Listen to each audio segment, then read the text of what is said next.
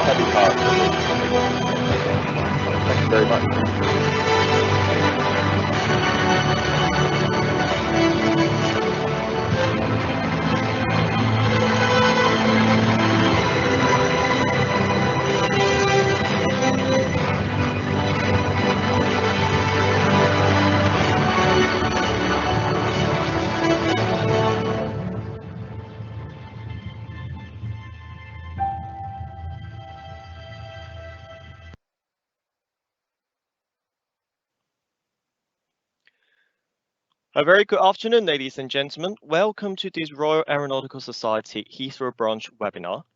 My name is William Lee, and I'm the Honorary Secretary of the branch and the moderator for today's session.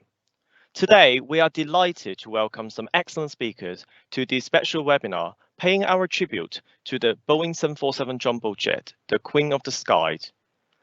Joining us today is Captain L. Bridger, the Director of Flight Operations at British Airways, Captain Hugh Dibley, a distinguishing pilot and a 747 training captain, and Senior First Officer Eleanor McBrien, committee member of the RAeS Heathrow Branch, as well as Branch Chairman Peter Fryer, who will be chairing today's webinar.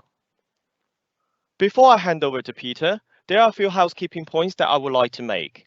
First of all, please feel free to share your thoughts about today's event on social media channels such as Twitter by @RAeSLHR and use the hashtag RAeSLHR events to interact with us. Your microphone is on mute, but throughout the webinar, we do encourage you to use the Q&A panel to raise any questions that you may have, and you can also interact with us by clicking the like or thumbs up button next to each questions that have been published. So without further ado, let me hand over to Peter. Thanks, William, for the introduction to today's virtual lecture by webinar. Hello. I'm Pete Fryer, the Chairman of the London Heathrow Branch of the Royal Aeronautical Society. I'm exceptionally pleased this lunchtime to be able to welcome you all to the 6th of this season's lectures presented as webinars. Well, the extraordinary year 2020 and the Christmas celebrations are now behind us.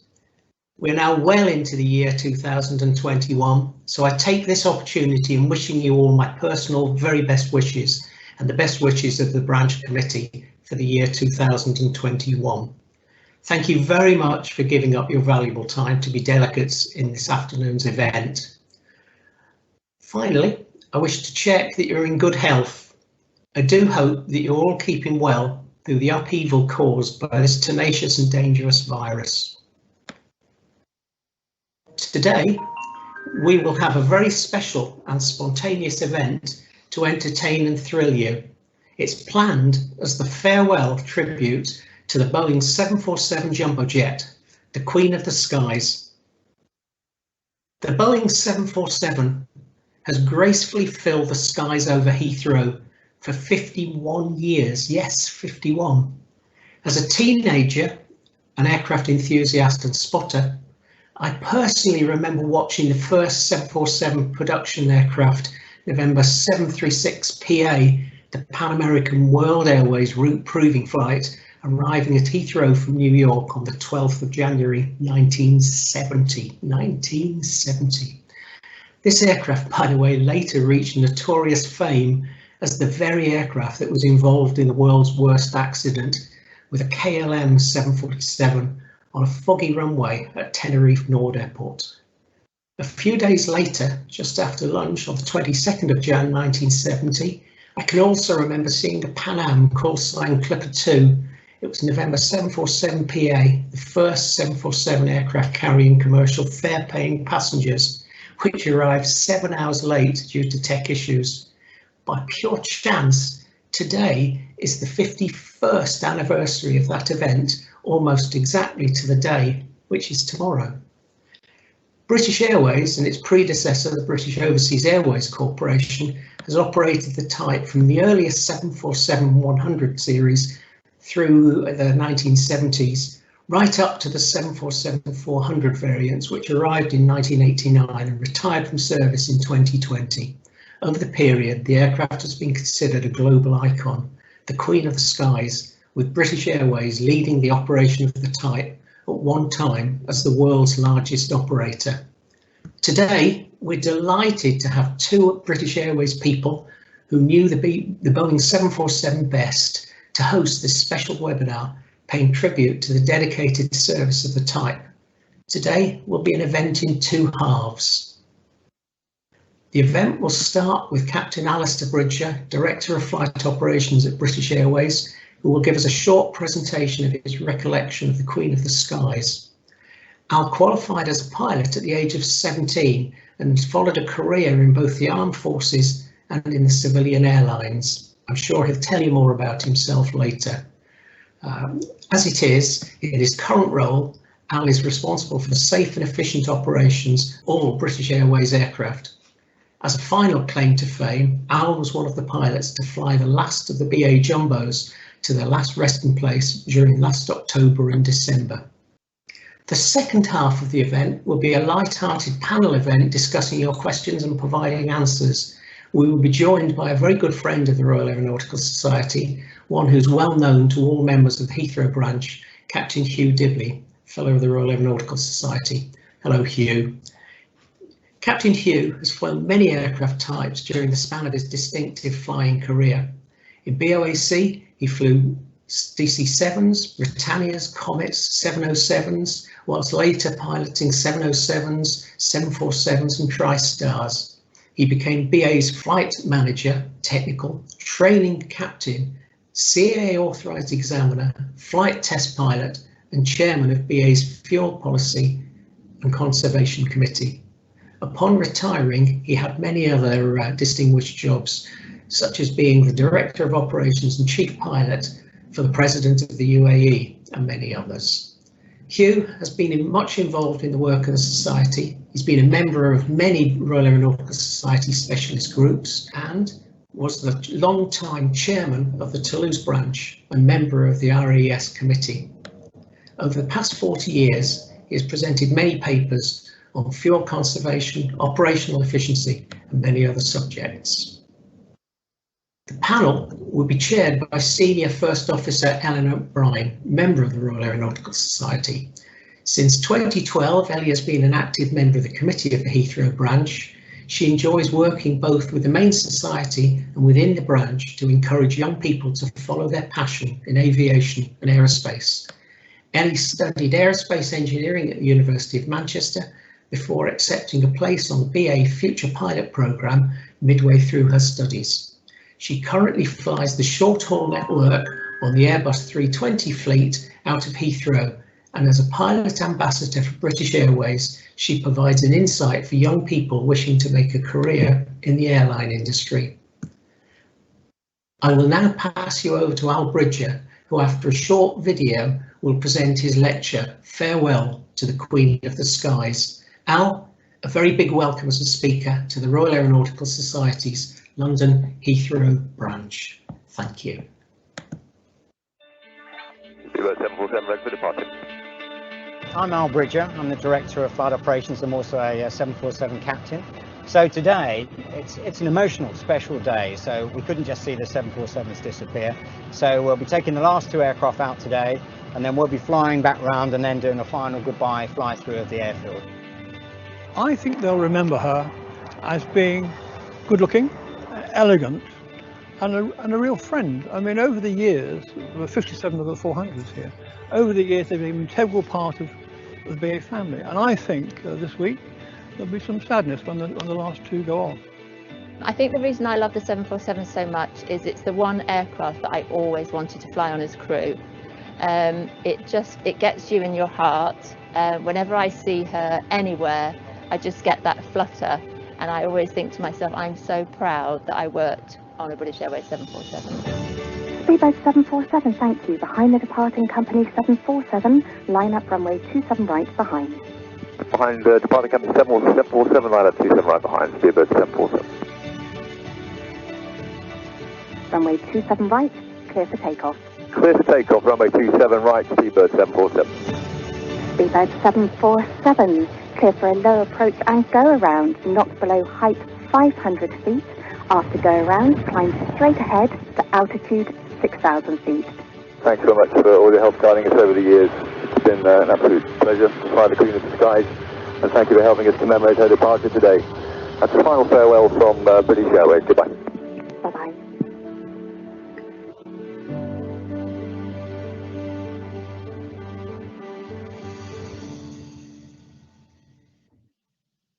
Well, I get emotional watching that still. What a great video. I really do enjoy it. So firstly, thank you so much for inviting me to come along and speak to you today. I was asked if I wanted to come and talk about the Queen of the Skies, the 747. And those of you who know me will know that any excuse to talk about the 747, I will gratefully take up. So what a pleasure to be with you today. Thank you so much for taking the time to come along. I'm going to talk a little bit about me. I know you want to hear about the Queen of the Skies, but I thought it's only fair to give you a little bit of background on me, and then we'll talk a little bit about the history of the aircraft. I'm probably not the best qualified, but we have the wonderful Hugh with us today. I'll talk you through a bit of the history of the 747 with British Airways, and then a bit about the aircraft itself, a few of my memories as well. And then, of course, that final flight that you just saw the video there. So hopefully that will be okay. So my career to date, and I will rattle through it because it's quite pictorial, this lecture. So having said that, the first slide is all words and text, so I'll rattle through it, but I do have some pictures, I promise, so it's not all words. So I was very fortunate way back in the mid-80s there to get a flying scholarship with the Air Force. I didn't really have a way into flying. I had no relatives that particularly were in flying. Certainly couldn't afford to go and pay for it. So the Air Cadets was my wonderful way in, and I am eternally grateful to the Air Cadets. Anyone that has anything to do with them, I am hugely grateful. So that set me off on the path. Managed to get a PPO at 17, which was quite cool, really, going back to school with my flying license while everyone else had a driving license. But mid-80s, I absolutely desperately wanted to be an airline pilot. And as you'll know, those of you around then, the mid-80s was not great for getting airline jobs. So I joined the RAF. They very kindly took me on, which was an absolute treat. And then I made the kind of mistake going through training of saying I want to be an airline pilot. I want to fly TriStars and VC-10s, and everyone was just, you don't really want to do that.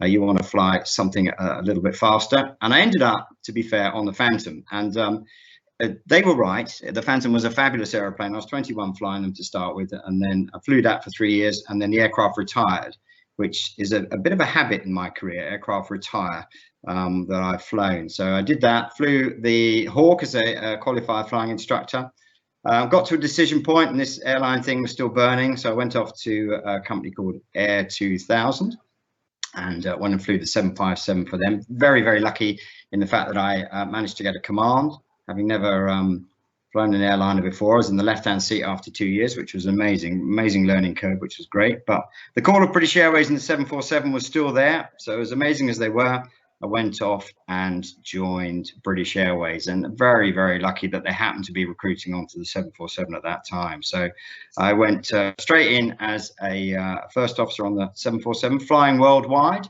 And back then, we were doing some pretty long trips actually down to Australia, all over the world. It was the fleet that covered all the ultra long haul range flying. So very lucky to have done that. Again, the call of training got me again, and I managed to become a training co-pilot on the 747, which was quite interesting. As a training co-pilot in British Airways, you're an examiner and an instructor. So you can run sim checks on the most senior captain in the company, which was amazing because I was only a little two-ringer at the time, brand new first officer. So what a treat. And I think I learned far more from those sessions than any of the people that I trained or checked, which was wonderful. Again, back to the call of management, and the 747 technical manager role came along, and I thought, well, I'll throw my hat in the ring.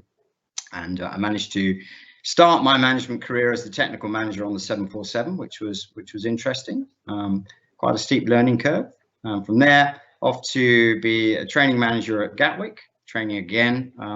This time on the 737, so Boeing man really through and through. And then the chief pilot role came up, which I was very fortunate to get. And then back in 2009, we were looking at the business and restructuring it down at Gatwick, and we turned it into what was effectively a mini director of flight operations role. And I became the head of flight operations down at Gatwick. And then in 2013, back up to Heathrow as chief pilot on the Boeing fleets, back on the Jumbo again. And then in 2018, became the director of flight operations. So that's sort of the rattle through what I've done, just to sort of show you what I have been through, and pictorially we'll look at it. So actually, I thought I'd put some pictures together. You all know what all these aircraft are anyway, but I put it together, and then it dawned on me on the slide, exactly as I've just said, that everything I seem to fly seems to retire, which is interesting. So the Phantom, obviously the bottom, that went when I was on it. The Hawk T-Mark 1A, that's flown by the Red Arrows and not a lot else these days. The classic 737, again, not many of those around. We saw those leave British Airways as well. And then the beautiful 747, fabulous shot of it there. And we retired that as well. So I'm off to the 777 next, if anyone's on the triple, just out of interest. So hopefully I won't be around to retire that one as well. And of course, the magnificent 75, beautiful first airliner. So that was the aircraft I flew. So most of them sadly off to museums now. And then just to prove that I actually did fly those aircraft, I've got a picture or two of me, few retro shots, as it were, of some young boy that I barely recognise. The ones of interest there really are the top right. I don't know how well you can see it. That is somebody who's looking immensely relieved. The aircraft in the background there is the Jet Provost T-Mark 5A, wonderful piece of kit, and that is a very relieved Al who's just been around his first jet solo with a look of crikey, how did I survive that on my face after a very, very exciting, well, landing probably was the most exciting bit, but that was brilliant. And then the bottom one there, looking, it's relaxing, I think, and that is the nose leg of a Phantom, obviously, and that's down in Ascension Island. So we've taken a few aircraft down there on our way to the Falklands. That was a 9-hour trip down to Ascension, but that's a story for another day. So that's me relaxing after what was quite a long and interesting flight down. So so that's kind of a potted history of Al, just so you know me and what I've done. So we move on to the history now, and I have to say, the history of the 747, or history in general, is not my forte. But of course, we have got the wonderful Hugh with us today, who's involved in perhaps the earlier part of some of this history. So,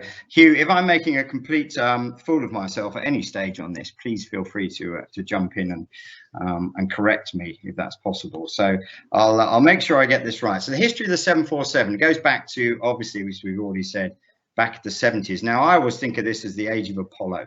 I'm an absolute space nut as well. Love all the moon landing things as well. So this is the age of Apollo. So what an amazing time to be around. And this is when the aircraft was born. And I think as British Airways, or BOAC at the time, we ordered our first aircraft back in 1966, which incredibly, I know you won't believe it, that was the year I was born. Back in World Cup year 66. So the first aircraft was delivered in 1970, Golf Alpha Whiskey November Alpha, I believe. And that was delivered back then. As I say, there was a few teething problems with the early aircraft, as Peter's already said, some engine issues with it. But I think there was a few teetering problems with the staff and colleagues at British Airways at the time as well, because there were some industrial issues that went on, which meant that the aircraft were pretty much parked up for almost a year before the first flight off to New York in April 71, I think it was. So the first aircraft was sent off. That was Golf Alpha Whiskey November Foxtrot. And I think it went twice weekly, and then pretty shortly after that, we added Chicago and Miami. And for those of you not familiar with the 100s, if you ever get a chance to go to the absolutely incredible British Airways Heritage Centre when it opens up after COVID, it's amazing in there, and they've got all sorts of information about the early aircraft. I believe it had 27 first class seats, was my understanding, and 315 economy seats, and then obviously the magical spiral staircase up to the lounge on the upper deck, and I believe you could get 16 people up there on the upper deck. So absolutely an amazing aircraft to fly, and an absolute quantum leap forward in terms of flying and opening up the world. So that first flight went in 1971. So in 1973, we got the 15th aircraft that was delivered to the original BOAC, and that was the 222nd off the production line. And then obviously BOAC and BEA merged back in March 74, and the new British Airways was born. And then the last of the aircraft was delivered there back in April 1976. So at that stage we had a lot of 100s, and they were flying pretty much worldwide. So that was the sort of history of the original 100 aircraft. And then the 200 aircraft came along, and this is really where you can ask your questions of Hugh when we get to the question and answer session, because this is Hugh's real forte. So as we know, Rolls-Royce created the absolutely magnificent RB211 aircraft that has powered me for many, many hours of my flying career. An incredible piece of kit, but obviously a very expensive piece of kit. And I think it pretty much bankrupted Rolls-Royce at the time. So British Airways, as was then, took the Rolls-Royce engines onto the 200s, and they were the first aircraft to be delivered with those Rolls-Royce engines. And some of them came from all over the place. So some of the 200s we had were dry leased in, and I believe obviously when we merged with British Caledonian, we took a further few aircraft as well. So a real history of different aircraft in terms of the 200s. In amongst all that, I think we had the cargo aircraft. I just mention it because it was only a small sort of blip in the history of the 74 with British Airways, G Kilo, aptly named. But we only had that for a short period, and then that was transferred off to Cathay Pacific.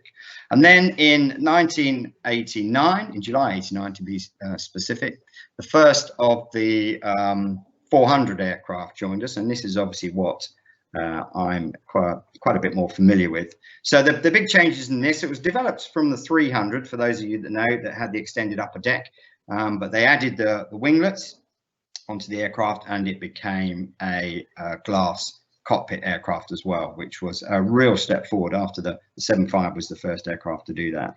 So we took delivery of the first of those, and then built up the fleet over the years, as it says there, up to 1999, when the last of the 747s were delivered. And obviously I joined the company in 97, so it was probably the only time in my career I was flying new aircraft as opposed to aircraft at the end of their lives, which was quite a treat, if I recall.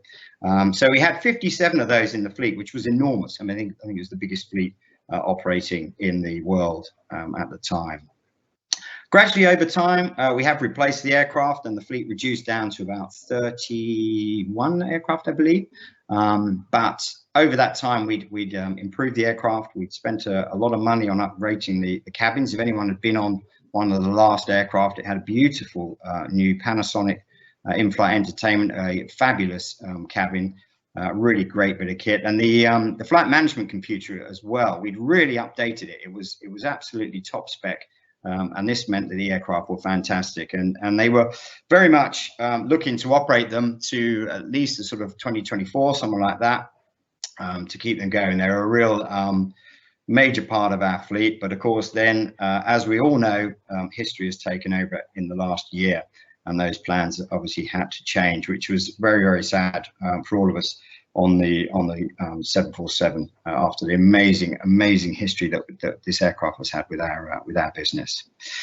So we started to release or retire, as it were, the last 30 odd aircraft, and they went all over the place. So we've had some that have been down to Spain, and they've all kept fairly close actually. None that have gone over to the States. A lot in the UK, as you'll see. They've been delivered to St Athan and Kemble, and the last of those, as we saw on that video there in October 20, the last one departed Heathrow, and I was utterly privileged to have been able to be at the controls and to be the captain on the last one of those. So that was amazing. A little bit more of that later on, and then I'll just mention there as well that we did store a bunch of aircraft, or a number of them, in Cardiff as well. And the last one of those in December, the beautiful Boeing liveried aircraft left Cardiff, and I think it was about 14 minutes later it arrived in St Athan. So here's some pictures again. As I said, I keep it heavy on pictures. So the top left one there is one of the beautiful Boeing liveried 100s. That's a very, very handsome chap, second from the left there, the magnificent Hugh Dibley there, with a 200 series 7.4. I believe he was delivering those. Hugh was involved closely in that, and also flying some of the aircraft away at the end of their lives as well. And then top right is the delivery ceremony of the 400s arriving in July. And then the bottom picture there is a picture of the G Kilo, the cargo aircraft that we had just for a brief amount of time. So, as I say, a 50+ year history with British Airways and its predecessors, and absolutely a core part of the business that we have, and has been a magnificent servant to the business and to the UK. So in terms of the actual aircraft itself, I thought I'd give you a bit of an idea on it. It's, I mean, I'm sure some of you may have operated them, so excuse me if I'm teaching you to suck eggs here. But the first thing to say is it is big. It is an enormous aircraft, and when I first started flying it back in '97, it was obviously the biggest thing around. There were no 380s or anything else, so this was or triple 300. So a very, very, very big aircraft, and it really strikes you first time you get up close to it. It is just enormous, and you know, an amazing piece of engineering. Just Boeing just got everything right. I can't speak highly enough of the aircraft. It's absolutely fantastic.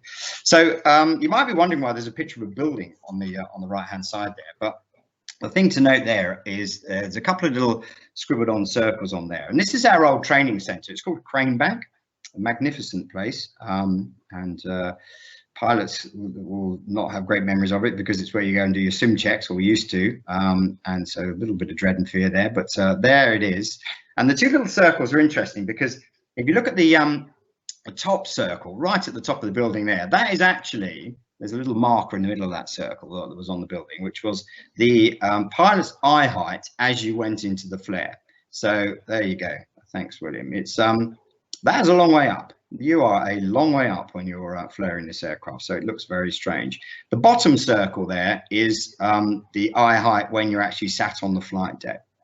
Again, you're a long way up for a conventional aircraft, and that's probably the first thing you notice when you first fly the aircraft. You get up to the flight deck, you strap in, and you are a long way up, and that feels quite odd. So there's a few issues with that.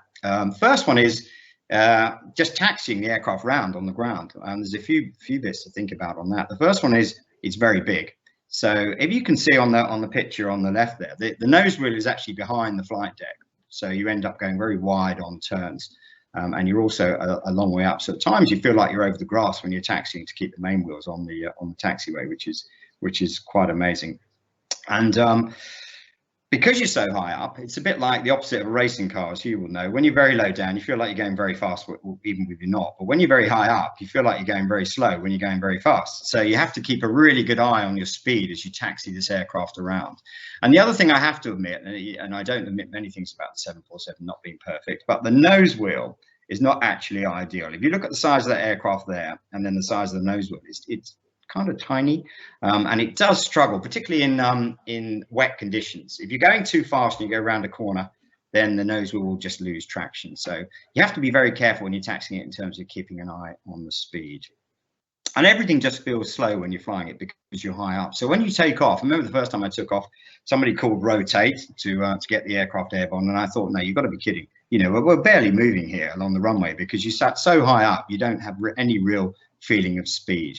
And the same in the flare as well. You flare, and you've really got to just look down the far end of the runway and you flare. And the thing you really notice, I remember first time we touched down, is that the aircraft actually touches down miles behind you. It's a very strange sensation from when you're at the flight deck. So it's not like any other aircraft in that sense. It's really an amazing piece of kit, just what a pleasure to have flown it. So that's the general the aircraft, and a few bits about the dimensions of it.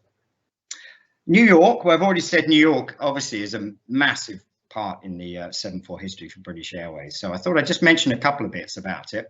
At its peak, we were flying up to 10 flights a day to New York. And New York is a very interesting airfield. For anyone that's operated there, from the pilots in the audience, it's got a lot of runways. And when you're given an approach there, they tend to change the runway you're going to land on quite a lot. And there's one approach here, the Kanazi approach, which is very interesting. As you can see, the track across the ground there that you fly, it is almost like the old Hong Kong approach.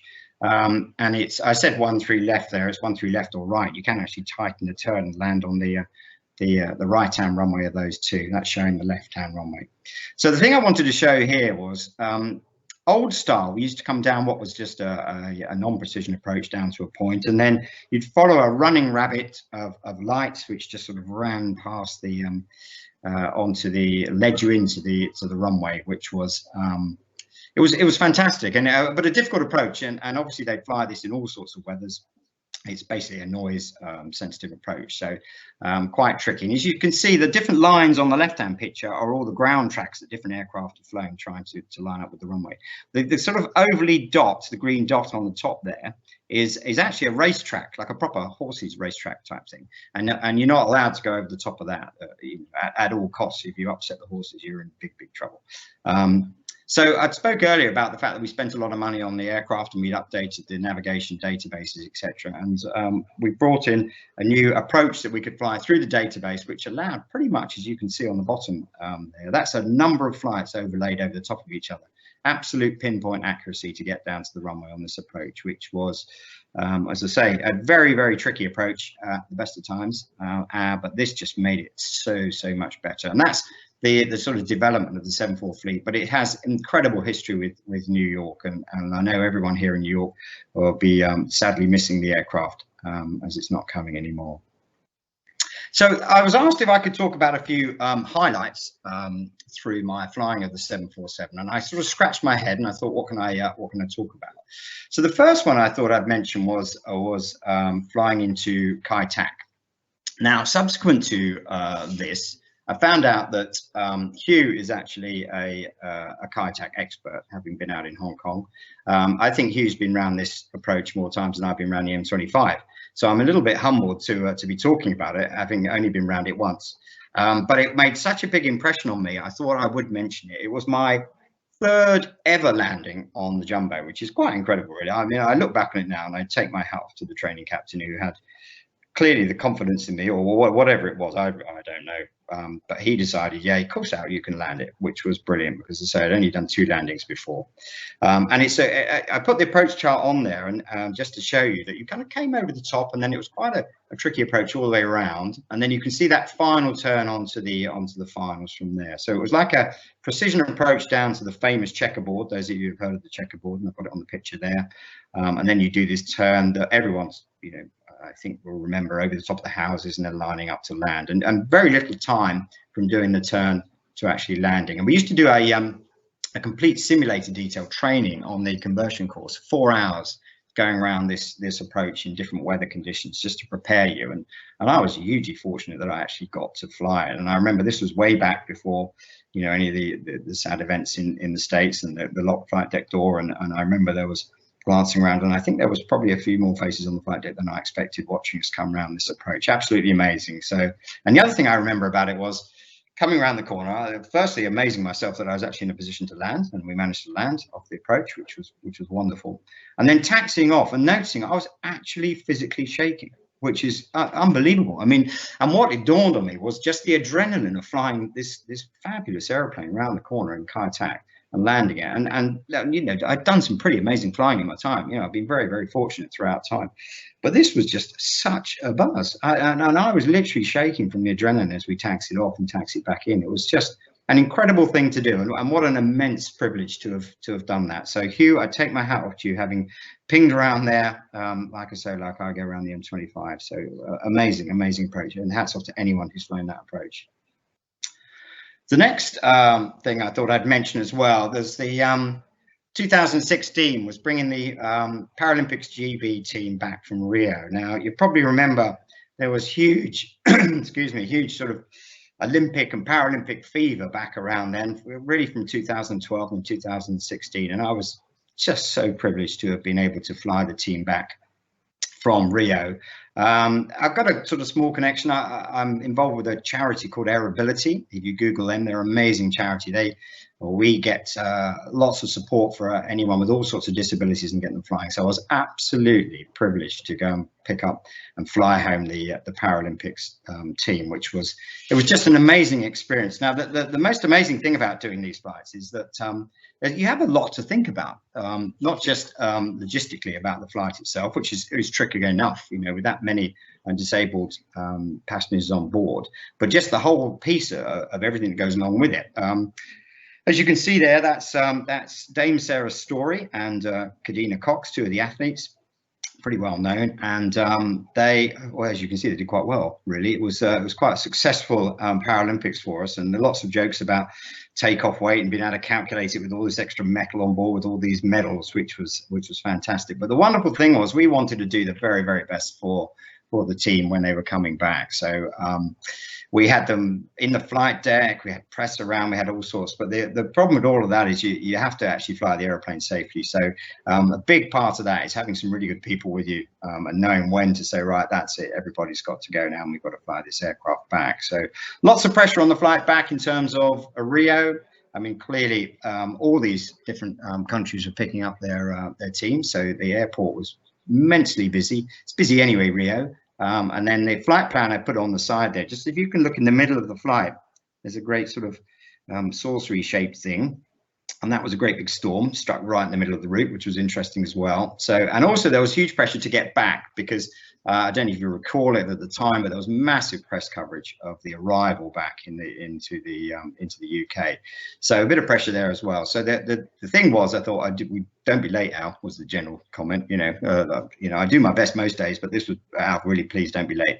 There's going to be a lot of press coverage here. So we put some extra fuel on the aircraft. I won't say how much. And we reckoned we could make up 20-25 minutes on the way back if we really went for it. And that's, again, the magnificent 747. It can cut a turn of speed when it needs to. But luckily, we managed to get away on time and come back to the UK. And then the huge pressure, you wouldn't believe it. It doesn't matter how experienced you are flying. You know, the pressure to land this thing in a great way, because I knew it was going to be filmed. And with all these incredible athletes on board was amazing. But we managed to get away with it. And then taxied in, and there were people everywhere. It was unbelievable. Fire trucks, everything, air traffic congratulating the team. I mean, it just was immense. And they're pulling onto stand, just wall to wall cameras, people everywhere. I mean, what an absolute privilege, and you know, hugely emotional thing for me to do. And the real emotional part of all that, which I should have mentioned really, was I wrote kind of a little speech, like a welcome on board, not just the usual sort of welcome on board and be safe everybody, but I put a little thing together about they were back, you know. And the 747 to me always if you see it at an airport down route, it's a little bit of Great Britain, and I'd welcome them back on board Great Britain and how proud the country was, because they've been a little bit closed away in Rio, and you know, I struggled to get through it because it was so emotional. Absolutely, what an amazing thing to do. So yeah, very lucky to have flown that flight, and thank goodness everything went fine, and we brought these wonderful athletes home. So the last one I'll mention in terms of highlights before we get on to the final flight is this. You may not have heard of this if you're not a football fan, and I'm sort of a medium football fan, as I would say. So this is the FIFA Club World Cup. So this is all the football teams in the world. They do actually have their own Club World Cup. So the winners of the various trophies around the world take part in this. And we were very fortunate to be able to pick up the flight to bring a very well-known Spanish team. Well, I may as well tell you, Real Madrid. There aren't too many of them. Back from this tournament back to the UK. So we flew from Haneda in Japan back to the UK, which was great. And the theory of it, I said, yeah, that's brilliant. You know, you think Japan to Madrid, that's just got to be the same as Japan to London, isn't it? If you look on a map, you know, it was sort of the same distance, really. But not really, because when you fly back from Japan to Madrid, you go pretty much the same routing as you do to London. So you go up over Siberia, then down through Scandinavia, and then past London for another hour and 50 minutes, nearly 2 hours. So this is actually an enormous flight. It was about nearly a 14-hour flight to bring the team home, which was fine. But the only problem for any of you that have operated out of Haneda in Japan, Tokyo Airport, is very, very, very noise sensitive. And so as the evening goes on, they gradually close more runways, particularly the noise sensitive ones. And all those runways they seem to get shorter and shorter and shorter. So your actual performance to get out of there is very difficult in terms of if you don't have the right runway available. Now, it was all going well up to the point I left the hotel. I thought, well, I'll watch the match because I should know who some of the players are. So I watched the match, and unfortunately, when I left, it was about, I don't know, not long to go, and Real Madrid were losing 2-0. So I thought, oh, well, here we go. It's not going to be, you know, a whoop flight on the way home. You know, they're going to be a little bit upset because they're losing 2-0. So I left, went off to the airport. And then when we got to the airport, we found out that they'd actually managed to score, that clever chap, Cristiano Ronaldo, 2 goals in the last couple of minutes. And they'd gone into extra time, which for a Rail fan is fantastic. For Al, thinking this airport is shutting around me was not so great. So we were sat there on this aeroplane, and they're still in the stadium playing football. It's like, oh, you know, these runways are closing. We're not going to get out of here. It's just a disaster. But I mean, luckily, they managed to win after an extra 30 minutes, and they got brought to the airport very quickly, and they were whisked through, and we closed the aircraft up, taxied out, and managed with a little bit of favorable wind to sneak our way out of Haneda. And you know, you think, oh, thank goodness for that. And off we went back 14 hours or whatever it was down to Madrid, to a beautiful forecast in Madrid, which of course there's always a sting in the tail. So we get to Madrid and you get the weather, and it was an absolute stonking crosswind, huge crosswind, which is a little bit of handful on the 747. It's got very big wings, as you know, and they're very lively on the ground. You're still flying the aircraft when you're on the ground. So that was wonderful. The relief captain was delighted. He was winding me up and leant over as we came sort of through 1,000 feet, wishing me good luck, which I thought was very kind of him. But obviously, when you have a landing like that, those of you that fly know it kind of concentrates the mind really, and we got away with it, and it was a nice landing. So that was an absolute result. But again, another highlight of my career to meet and to bring some very successful football players back, which was terrific. So that brings me on to the last flight, and again, what a privilege to fly this. I mean, absolutely, just happened to be in the right place. I would love to have flown the aircraft for a few more years, but we really thought, you know, if it's going to go now, we're going to give it a send-off it deserves, because it really, the fabulous history that we've seen, this aircraft deserves not just to be popped away and nobody noticed. So our press office team at British Airways were, I have to say, magnificent, and really went for it. And when they told me the plans they had, I must admit I did swallow initially and think, crikey, maybe we have overdone this a little bit, because it was amazing. We had all sorts of interviews, different channels, Sky, BBC, all sorts wanting to come and interview us. And they had a helicopter up doing live filming, which was wonderful. So we were going to give this a magnificent send off. The initial plan was to fly the 2 aircraft and take off together, which was I must admit I was a tiny bit skeptical about that. We'd practiced how we were going to go 3, 2, 1 and put the power on together, but of course everyone wants to be the last person to lift off out of Heathrow, so I had this sort of worrying thing that we were going to be out there. Well, is he airborne yet, sort of thing. And so that was the initial plan. But those of you who managed to see it on the day, the weather did intervene, so we needed a 2,000-foot cloud base to do this wonderful joint takeoff.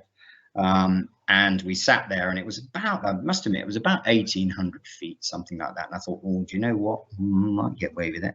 But as you saw, if you saw it on the TV, that the weather took the decision away from me, which was in a way a little bit easier. And I was worried about the fly through, actually, because we were down at 500 feet for that. But so the weather wasn't terrific. It did get sort of bad as we departed. It was almost like the great British weather and shedding a tear for the beautiful Queen of the Skies as she left Heathrow for the last time. So so we couldn't do this pairs takeoff, but we ended up, I thought, well, if we're not going to go pairs, we'll go one behind the other as quickly as we can. So I have it in the back of my mind, if I can tuck the aircraft right up, someone somewhere is bound to get a picture of the 2 of them nose to nose, which I think we've got on the next slide. So managed to tuck it up in the top left corner there, and then we took literally one went, and then I lined up straight away and went off straight behind, and then we vectored back round straight away for this fly through. And one thing I should say before I talk about the fly through is that it was also quite logistically tricky on the day, because the weather wasn't great, and it was like a front coming through the UK, and the other aircraft, the beautiful RAeS aircraft there, was going to Gloucester to Kemble Aerodrome, and that is a visual aerodrome. It literally you've got to have a high cloud base and be able to see where you're going, and the weather forecast was terrible. Now the press team were magnificent, but the ops team were a little bit more keen in being operational and wanting to deliver both the aircraft. So they very much said, if one of you goes, you're going. And I was a little bit skeptical about that. I thought, it's a little bit tricky. We can't have one depart on the final day with all the news media. I did say to them, actually, what are you planning on tucking the other one round behind the hangar and hoping nobody notices? So it was a little bit worrying. But actually, the front came through quickly enough, and we did actually manage to get them both through. Those of you that saw on the day, the Kemble aircraft did I think it held for 20 minutes or so, and then was managed to get in. So that's that top left-hand picture. The middle picture is our fly through, again 500 feet. I don't think there's many people that have had the chance to fly through Heathrow at 500 feet, and we thought about 500 feet and what that would look like, and we thought, well, if we can't go really low, we'll go pretty slow. So then it was a conversation around what flap do we use, and we thought flap 10, which is the sort of mid-range flap on the jumbo, would look better for photos than flap 20, which is quite a lot of flap. So we were back at a sort of 150 odd knots, which is pretty slow if anyone was there. We thought, well, you know what, we're going to give it a good send off. The weather wasn't great, but we managed to do a reasonable job of flying down the runway just so everyone could see this beautiful aircraft for the last time. And off we went to St Athan, and there we are, top right, landing in St Athan. Now, a few people said to me, was it really emotional? How was the landing and everything? And I must admit that the emotional bit for me was, and it didn't hit me at all. I was really busy. We were doing interviews, we were doing all sorts of stuff, and then off we went, and which was busy with the weather and everything. It really hit me when we rotated on takeoff. The actual emotional moment of sort of pulling back on the runway in a 747 at Heathrow, British Airways, for the last time, really kind of struck me, really, and that was an amazing moment.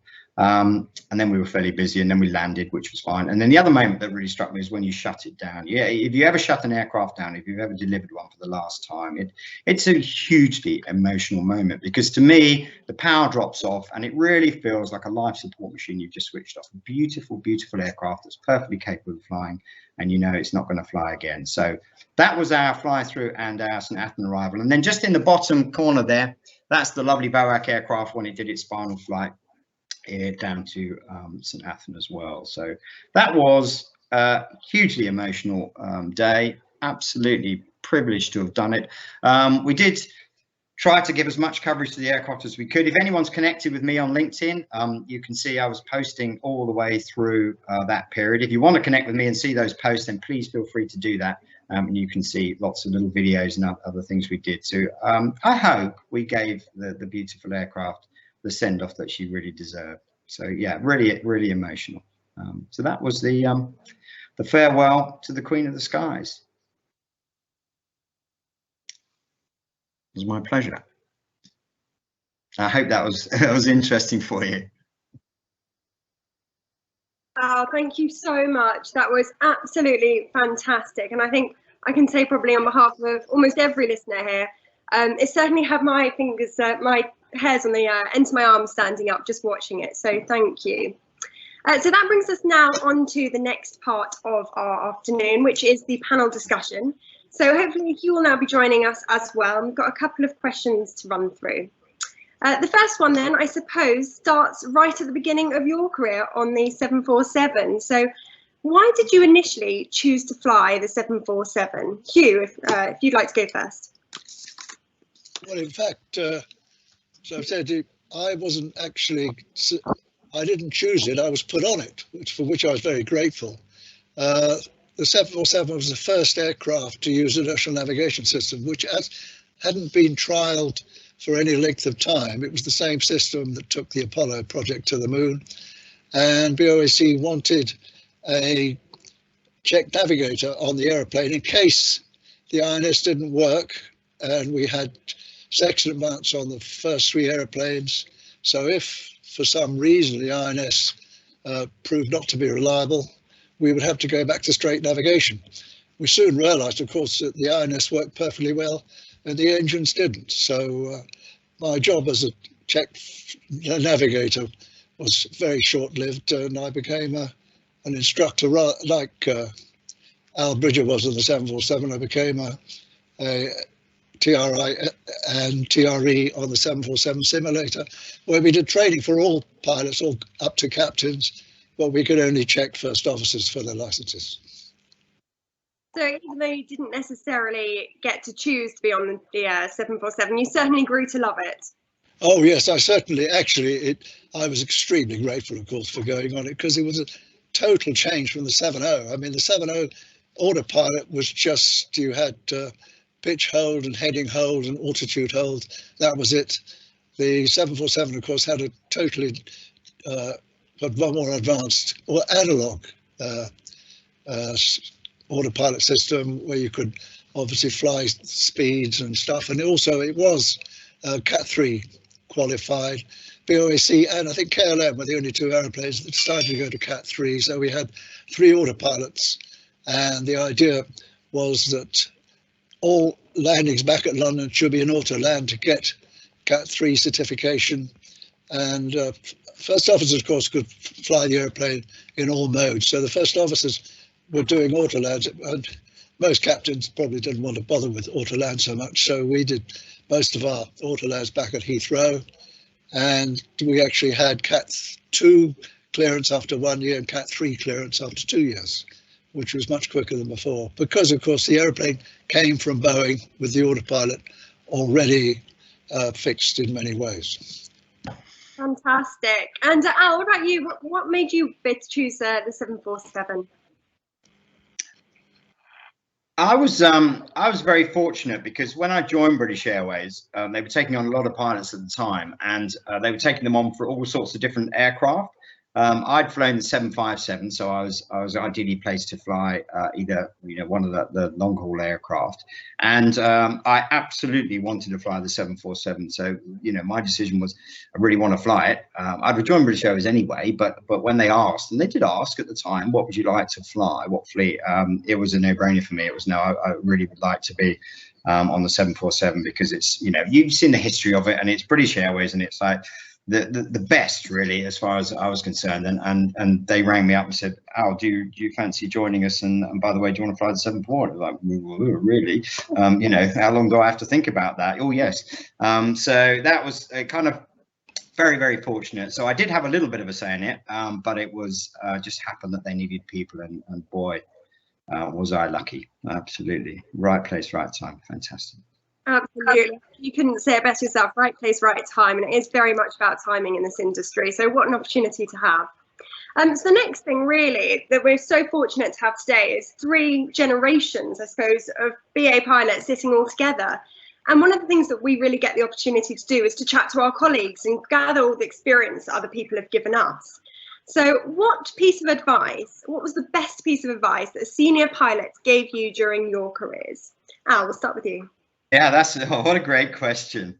Really great question. And of course, senior pilots are full of wonderful advice. Absolutely, they are. And I've been very fortunate to have the advice of many over the years. And I guess the advice flying wise is the same as anything really. You know, flying's a real head game, like most things are.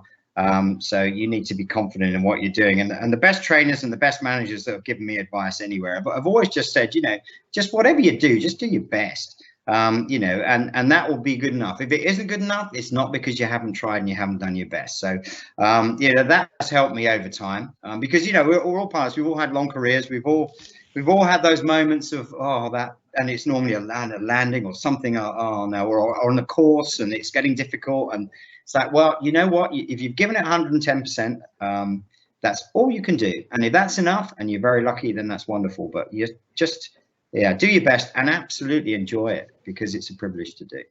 Oh, absolutely. This can be the best job in the world sometimes. It really can. We're very lucky to have the opportunities, and I couldn't agree with you more. Hugh, what about yourself? What was the best piece of advice you were given? Well, I would say almost just by example, because my boss for years was Captain Phil Bretnell, who was did 30 legs to raids in the war. Then he was on the Comet 1, and he was the first training manager on 707, and he was my training manager on 70s, and then he was the training manager 747, and of course he gave my job. But if you flew with Phil, I mean, he flew the airplanes absolutely immaculately, and that's obviously a given. And he required people to be at the right standard. If you weren't at the right standard, it wasn't a big deal. You just weren't there anymore, shall we say. But Phil, what I admired about Phil was his tolerance and the way he treated other people, and his sort of crew management, if I can put it that way. The other person actually adding on a bit was Jimmy Andrew, who was the General Manager of Flight Technical Services for BOAC at the time. And on his desk, he had a little note saying, unless we forget, our job is to carry a maximum payload at a minimum cost. Because, of course, our job in a commercial airline is to stay in business. And he thought that took care of everything, including safety, passenger service, because obviously if you weren't safe, if you didn't look after passengers, you wouldn't carry many passengers. And again, of course, the operational aspects where you had to minimize the fuel uplift, get maximum payload and fly the aeroplane efficiently. So maybe that was more by example rather than straight advice. Yes, I suppose the more the advice you get, and particularly if you can look up to someone in the industry, then it really is so important. Ever since I started flying, I always remember people saying that it all goes so quickly. I'm almost at 5 years of flying now, and it feels like I came out of flight school yesterday. So I can't believe it, but I'm so grateful and so lucky to be here. And I think it is just about making the most of your time while you have it. So next, you've both been flight manager technical on the 747 at different times. So what impressed you technically about the 747? Hugh, we'll start with you first. Well, I think having 4 hydraulic systems, I mean, the 707 we came from was a good brute force aeroplane, and you may or may not know that it did have boosted rudder and aileron and spoilers for directional control, but you could fly the aeroplane without hydraulics. It was all done by a suitable system of levers and servo tabs. Then going to the 74, of course, it was the first aircraft we flew which was all hydraulic, and it was very reassuring to have 4 hydraulic systems off the 4 engines, I would say, is one thing that hit me to begin with. Fantastic. And yourself, Al, I mean, you've seen obviously the latter half of it. What's impressed you technically? Well, I'd echo what Hugh said there. You know, the redundancy on the aircraft is incredible. And so technically, I mean, pretty much, I am slightly biased, but I think technically pretty much everything is on it. You really struggle to find anything that's not right with this aircraft. And I came off the 7.5 originally onto it, and the thing that was, and it's just a tiny thing, but it was the thing that amazed me was this wonderful auto start system, where you just literally pull the one switch, flick the fuel control over, and the engine starts itself and looks after itself. It's incredible. I was like, first time I saw it, I was like, oh, hey, this is just amazing. And you can do 2 at a time. What a great bit of kit. I mean, it just is. Yeah, you really do struggle to find anything that's not technically brilliant on the aeroplane. I would have to say, of course, that was very, very different on the early aeroplanes, where we had to struggle to get any of the engines started. And you had to turn the airplane into wind to get the fans turning the right way, to get the engine to start. And occasionally in Darwin, you know, when it was a flat calm, we'd actually, if we managed to get 3 engines started, you'd taxi very slowly down the runway to get the last one started. So interesting time on the early aeroplanes. It's all about the timing, Hugh. And, indeed, sir. The other thing as well with us was when you got them going, they generally stayed going, which I know was not quite so true on the early aircraft. No, it was good engine out handling practice on the airplane for real. Yeah, it's wonderful to see as well how for one aircraft type there are so many different parts that impressed you, because you've seen the full development really all the way from the start through to the end. And if it keeps impressing for many generations, it must be really quite an aircraft. So in that sense, what did it actually teach you about flying? What did you learn about flying an aeroplane in general from the 747? Al, we'll come to you first. I guess again, that's an excellent question. It really is. And what did I learn about flying, just per se flying a 747? And I think the thing that hit me really is that the airplane flies magnificently. I mean, it's a beautiful airplane for the size of it. It handles really, really well. It's a little bit pitchy, but it's very nice. And the amazing thing is that it is like any aircraft. So anyone who's privileged enough to be a pilot, and whatever you fly, the up, down, left, right bit, whether you're flying a 747 or whatever you're flying, is exactly the same. And that kind of amazed me. You know, you see this 747 and it's a thing of legend, myth and legend, and you get to fly and you think, this is just amazing. It just flies beautifully like any other aircraft. You know, it's got wings and engines, it goes up, down, left, right, and it's just, I guess that's the main thing for me, really. Huge. Well, I would say exactly the same. It was an airplane which was handled extremely well. It was beautifully stable on the approach. I remember flying with an Lockheed pilot on the 747, and he does commend the 747 for being beautifully stable on the approach, but also extremely maneuverable. And I think, as mentioned elsewhere, that in the question and answer, is that it's now being used to launch satellites from 35,000 feet. Notice they bank hard right and then release their rocket to send the satellites into space. So a remarkably versatile airplane. Absolutely. There are so many uses for them. There really are. Which brings me on to my next question. Now, Al, you've told us about Paralympics, you've told us about Football World Cups, but you've gone through many approaches, last flight. So I was going to ask you about your most interesting flight, but I wonder if I'll come to Hugh first, so I can give you a second or two to possibly conjure up one of the many other examples I'm sure you have. So Hugh, I think you have a couple of interesting experiences that I'd love to hear about. Well, on the 74, yes, very few people have engine fires on the airplane. If you'd like me to talk about that one, Ellie. Yeah. We were taking off from Perth. This was in 1983 or 84. I would have to say that Don Mitchell was flying the airplane. It was the first officer, it was his sector. So Don just called for the gear up, and I reached across to pick the gear up, and the fire warning went off. We did have a smell of burning. And at about 200 feet, Don just called for the engine fire checklist on number 1 engine, which myself and the flight engineer, Keith Govey, we shut it down and fired off both bottles. Fire warning light stayed on. So we then went through the checklist and wound it up to 280 knots, try and blow it out. And still the fire warning light was on. And I remember looking out of the window and saying to Don, well, I can't see anything. It was a pitch black night. And so obviously we asked the CSD to come up, who was probably the vintage of old George Field, and he said yes. So there was some flames from that engine, and it stopped now. The spell of burning had gone. So I then remember saying to Don, "What do you want to do, Don? Go on to Bombay on 3 engines?" So he said, "No, dump fuel, go back to Perth." So I said, "Good decision," and that's what we did. And as I say, the fire warning light never went out. It actually went out when they changed the engine or disconnected the system. And later on in my time at Airbus, I use this as an example that the later electronic systems which tell the crew what to do are limited by the inputs, because if it was an ECAM on a TriStar, or sorry, on an Airbus, at the time it would tell you to land back immediately, overweight and evacuate on the runway. And if we'd done that, of course, we'd probably blown the fusible plugs because we were way overweight, and all the tires had gone flat, so we'd have blocked the airport for hours.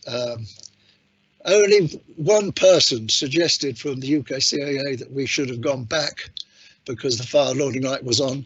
I said, well, we used our extra sense of smell, and the sense of burning had gone out, so that confirmed to us that the engine had gone out, and therefore it was safe to go back. So that was my sort of first little, probably most interesting flight, I guess. Yes, I particularly like the newspaper article to the right there, Captain Cool's Danger Days. As far as headlines go, that's a very exciting one to have. I quite liked that one, Hugh. But all right, yes, thank you. And there was a story, I believe, as well, that we were going to have a bit of a look at as well. Oh, that was what happened on the classic 747. Of course, the initial ones came up in just with the basic autopilot. There was no cruise auto thrust, which later aircraft had, and the flight engineer was having to control the speed by manually adjusting the throttles, and it was fine. Which meant to say you had to probably fly faster than the airplane was its best speed, because it was unstable at 0.83, which was actually the best speed for economy. And rather than fitting the cruise auto thrust, which later 747 classics had, Honeywell persuaded BA to fit the 767 flight management system, which was a massive engineering endeavor. And there were the odd little occasions where things didn't go quite right. And so coincidentally, I happened to be on this flight from New York to London, and we were about 20 west coming in. I was actually flying, it was my sector, so I was quite flying the airplane, and I'd actually looked down to pick up a file which I had, which was full of FMS documentation, because we were still developing it. In fact, I always said to Honeywell that you had 750 development crew members helping you develop the system. And while I was looking down, Roger Greaves, who was in fact the co-pilot with Eric Moody's when they lost all the engines, Roger disconnected the autopilot. So I looked down and said, "What are you doing there, Roger?" He said, "Well, it's going downhill." And what had happened, it just suddenly, very smoothly pitched over, because I didn't feel it. And then, of course, the interesting thing was we got back to Heathrow, and obviously we put in an initial report and everything, reported it to the avionics engineers.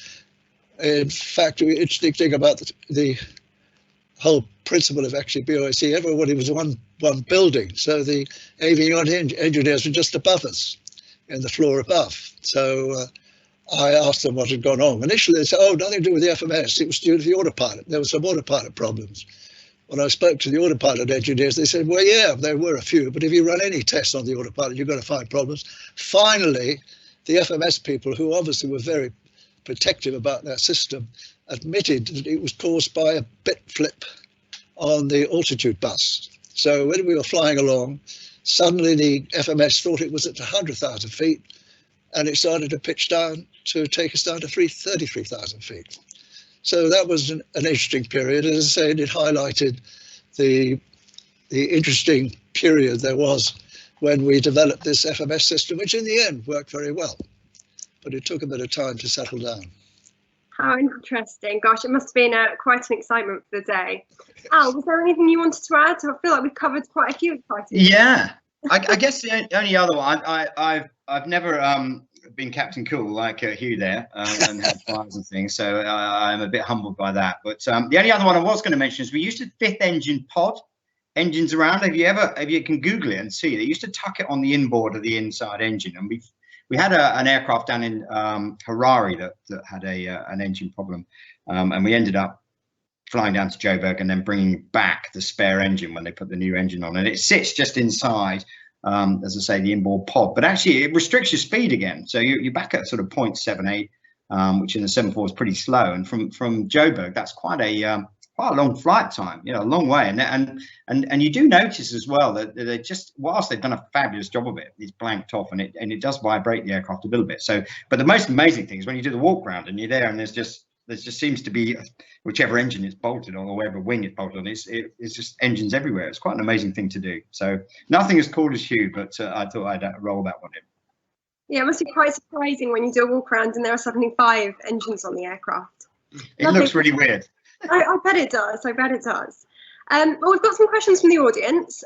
We've got a little bit of time to go through them. I'm counting 47 at the moment, and it's still increasing. So we'll try and get through as many of them as we can. But apologies if your question doesn't get read out, but please do keep sending them through. So the first one here is from Hugh Thompson. Thank you, Hugh. What plans are there for the simulators? Are they going to be offering flights like the Concorde ones at Brooklands?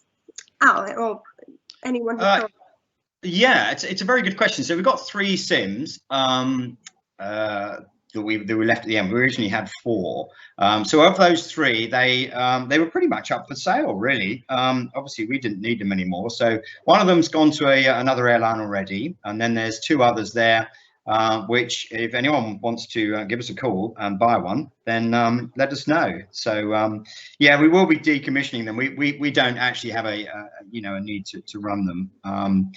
They're still operational at the moment, but yeah, please give us a shout and you can come and buy one. I don't think it'll fit in my front room, sadly, but it's worth a thought. Back garden? Maybe at a push. And going along the same sort of lines, we've had a question here from Steve asking what's happening to all the spares and tools, considering that a lot of the operators are also retiring their aircraft. Do you know what's happening to any of those? I'd have to ask engineering. I don't know. I mean, I assume that, and I don't know whether any of the tools are generic tools that you can use in other aircraft. But I mean, I assume that we would be selling off inventory if that were the case, because there is, the market's not huge, but we don't need them anymore. Then I'm sure that's what we would be doing. Bizarrely, we sold off a load of plates and all sorts of crockery and things recently, and it was amazing. I think it sold out in about 15 minutes. It was incredible. So maybe we should do the same thing with tools. I can imagine. It'd be quite a laugh. So we've got a couple of similar questions now, a lot of favourites. So some quick fire questions, hopefully. The first one being, which of the 747s were your favourite type, both sort of generally and also individual registrations, if you have any? Hugh, we'll start with you. Well, of course, I started off on the early ones, as you say, with the -3 engines, which is difficult to start the engines. So, I mean, it was a great favourite just to get on this aeroplane because it was such a massive difference from the 707. So one accepted all these little idiosyncrasies of the initial aeroplane that almost made it more interesting and more of a challenge. But I then, well, after BA, if you're talking about the 747, my other flying, I flew the 747 SP with Rolls-Royce engines, where you could go from almost at max takeoff, not quite at max takeoff, we go straight up to 45,000 feet. So that was an interesting aeroplane to fly, and that was an aeroplane which had the same front end, if that same cockpit as Air Force One. It wasn't a fully, it was a sort of semi-plastic aeroplane, but not as advanced as the 747-400. I know friends of mine who flew the classic and the 747-400 much preferred the 747-400 because of the automatics and of course the superb extra power you had from the Rolls-Royce engines. Lovely. And Al, you particularly, we've had a particular request for which of yours was your individual favourite aircraft. Yeah, I mean, I only flew the 400, so so I can only say the 400 was magnificent. I think if you think about the liveried aircraft at the end, and I'm so pleased we did that. We did those retro liveries. There were the three of them. The sad part was being that the one of them actually I joined on in '97, so it was a retro livery that I joined on, which didn't make me feel great. But of the three of the retro aircraft, the Boeing one, I was there when it was delivered back from the paint shops, and I knew, you know what Boeing livery looks like, don't you? Think, yeah, I know what this thing looks like. But actually, it landed, it taxied in, and my jaw was on the floor. I mean, it just was beautiful. I mean, unbelievable. The blue and the gold. What a great livery. Now, obviously, when you're sat inside it, you don't really notice what it looks like on the outside. But what a great aircraft, and very fitting that was the last one that did a flight for us. So yeah, that's my personal favourite. Yeah, absolutely. I think the liveries at the end were wonderful. I personally love the Landor, but all of them were such a nice touch, especially to finish their careers on. So the last of the favourites questions is slightly different.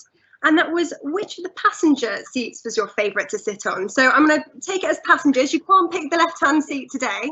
I mean, personally, I love the upper deck. It was beautiful up in Club there. It almost felt like your own private aeroplane in the space that they had. But if you had to pick a seat as a passenger, which one would you go for? For me, yeah. I mean, to be honest, I've been hugely privileged to have flown in all the different cabins. I mean, what a wonderful thing that is. So, but my personal favorite is 64K, or was 64K. So kept that as a real secret. So as you came up the stairs on the 400 with the straight stairs, came round, and it was the first club seat on the right hand side. And the reason for that is because you went round, and the way the screens were, it was very well tucked away, and the upper deck was very curved, so you got lots of width with the seat. So it was like being in your own little private cabin. It was my absolute favourite, 64K, and I can say that now because we're not flying them anymore. But I can let that secret go. But yeah, that was my favourite. But all the seats were fabulous, and I have to say, with us introducing the flatbed seats, what a quantum step forward that was, and an amazing thing to do. And the last aircraft were just, you know, they were wonderful when they had their cabins refitted. Really wonderful product. Absolutely. I think for BA leading the world and having the flatbed, what a statement that was right at the start of it. And Hugh, what about you? Where was your favourite place to sit as a passenger? Well, I would have to obviously agree that when the flatbed came along, that was a great advance. But I do remember, I know my friends on Concorde won't appreciate me saying this, but I had to pick up an aeroplane, I think on an FMS development flight from New York, and Control Centre said, oh, you've got to go off tonight. You can either go on a Concorde or 747. And I had a lot of paperwork to do. And I thought, well, you know, if I get on a Concorde, it's very cramped and I won't be able to spread all my pallets being very untidy all over the place. So I went on the 747 and sat in first class, of course, with a seat next to me empty, and I could spread all my papers all over the place and do about 3 hours work on the way across, which will upset all my friends on the Bionic Arrow. But just to say that, you know, I enjoyed the first class seats as they were in the first place. Absolutely. No brainer, Hugh, that one. No brainer. Concorde 74, don't even have to think about it. Well, I should say a friend of mine who was a commercial Concorde person, you know, he wasn't at BOAC. He said, well, you should have gone on a Concorde and then you would have gone to your hotel and done your paperwork in the hotel. And I said, well, I wouldn't have done that. I would have gone out to a pub. We have a couple of questions coming through from people writing in asking about the 747 versus the Concorde, which is very brave considering it's a 747 webinar, I must admit. The next question we have was, what was the one Boeing customer option that you wish BAA did or did not add to the BA 747?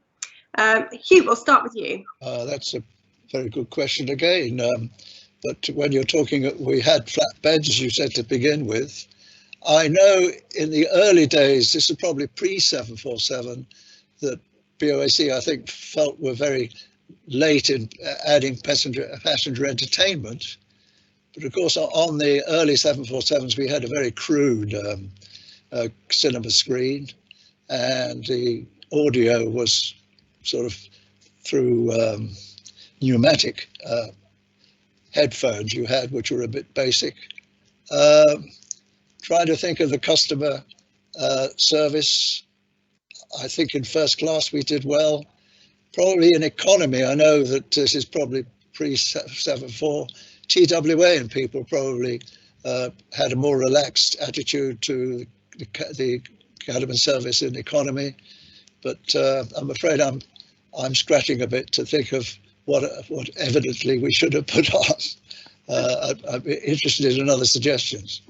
No, that's fine. I don't know if Al's still with us. I think he might have turned himself off for a second. But particularly if there were any aircraft technical sides to that, we'll see if we can get Al back for that one. Which leads us on to the next question, which I quite enjoyed. Do pilots ever marvel over some of the most amazing views from the cockpit? And that one's from David. And I'm going to start off with this and say absolutely every single time. I certainly don't go to work and not look out the window marveling every day. It's the best office view in the world and I absolutely love it. I was coming back yesterday from Mallorca and coming over Madrid. You could see the snow for miles and miles and miles, and it's the most snow they've had in 50 years. And it was one of the most astonishing views that you could possibly see at the moment. And it really touched me, and I thought, gosh, this is amazing, just to see that. So Hugh, do you often marvel at the spectacular views from the cockpit? Well, I would say absolutely. And a friend I was talking to, in fact, who is he's a business pilot, and he was flying with a colleague who was moaning about particular problems of his lifestyle in this company, and both of them, I think, had previously worked at the city, looking at screens and making money that way. And he said, "You don't get a view like this in the city, do you?" So. And the other thing too, absolutely, and in fact, I don't know if flying up over the northern heights where you fly through, the northern lights actually flying through the effects of the radiation covering of the sun, where that's amazing, I think, too. Of course. And I think we've lost Al for the moment, so we'll have one last question before we sadly have to close up and have some closing remarks. And we've got a lovely long question from Baz, who wrote a multitude of questions, but the one that we're particularly looking at is, do you remember landing on runway 23 at Heathrow, Hugh? And if so, do you have any particular memories of landing in a 747 and how it was? Apparently it was quite short and could be interesting on a gusty day. So do you have any particular recollections? Well, I'd say two things. Firstly, landing on 23. In fact, I was a bit I'm embarrassed when I look back on it. I think this was an early flight. The first 747's November Alpha, as you say, the first aircraft had a weak structure in the main section, and we had to fly them back. And in fact, my route check was actually flying November Alpha back to Seattle to actually have the structural integrity improved, shall we say, in the center section. And I remember flying back to London, and I was given the sector, and we landed on runway 23. And, I had the autopilot engaged, and I took it out as we landed on runway 23. And the engineer who met the airplane said, "Oh, well, how was the autoland?" And I said, "I'm terribly sorry, I disconnected the autopilot at 200 feet. And I thought, well, I shouldn't have done that. I should have let it do an autoland as part of the development process." Talking about gusty weather, I think the biggest gusts I witnessed, we were, in fact, Terminal 4, and we could actually watch aircraft landing on 2-3 because there was usually the crosswind, and you could feel the whole airplane, this is on the stand, being vibrating, and we took off on 27 right, 28 right, and I was flying the airplane, and there was a pretty significant crosswind. I think on peg, I think they said it was 38 knots. And I remember starting off, and of course you put in, we didn't have rudder pedal steering. So you would put in full right rudder, full left aileron, and bumble off down the runway. And at using the nose wheel steering, and at 80 knots, you're meant to take your hand off the nose wheel steering. So I took it off the nose wheel steering and immediately started to leave the central line. So I thought I'd better hang on to it. Then as we went past Terminal 1, it all got a bit better. And then when we got past Terminal 3, we were hit with this massive gust. So I had to put in full right rudder. We just managed to keep the thing straight. We staggered off into the air. And shortly afterwards, they closed the airport because the wind was 70 knots. It so happened the co-pilot I was with had just come from the Air Force. And that was one of his very early flights. I don't think he was too impressed by all this. But that was an interesting day, shall we say. And again, as Al was saying, I was amazed how the 747 was affected by crosswinds, until you realised, I'm exaggerating of course, is that the fin's in the 3,000-foot wind. So it really was affected by crosswinds, and but again, it was beautifully controllable. Oh, fantastic. Well, it's wonderful to hear. I mean, it's amazing to see you were right at the start of the British Airways 747s coming in. Al settling down his middle time, and for me, it was right at the start when I was a young girl. My earliest memories were flying on the Jumbo, and I certainly remember the last one. I was stood with my mum on the roundabout at Terminal 5 in the rain, and we were cheering and clapping and watching Al go over, and it really did give me goosebumps, and it's a very heartfelt day. And that being said, that comes to the end of our question and answers session. So I'll leave you with one last video to get your heart racing and tissues out to watch the Jumbo for the last time before we hand over to our chair for some closing remarks. So thank you.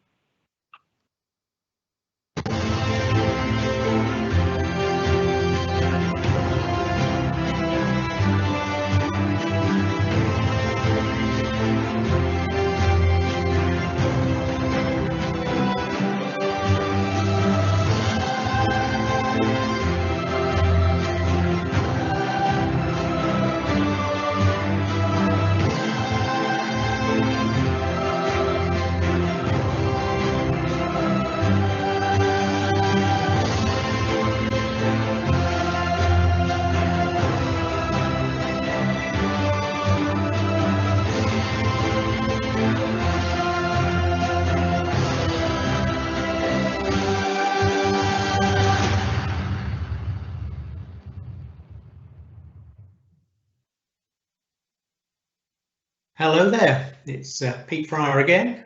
Time to go. Wow, tears in my eyes.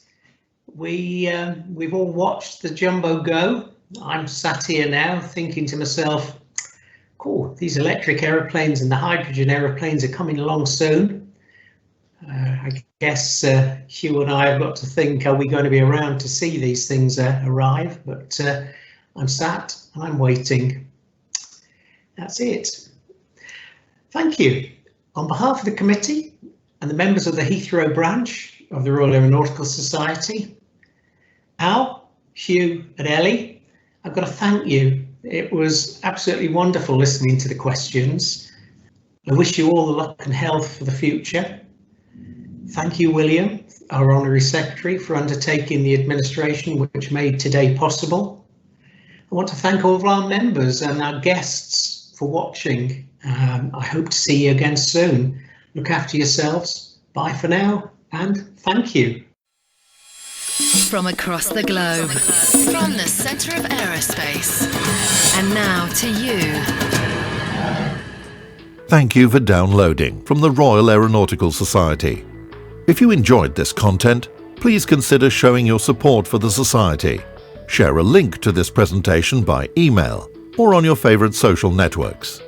If you have an interest in aerospace, consider the professional and personal benefits of membership. Visit www.aerosociety.com.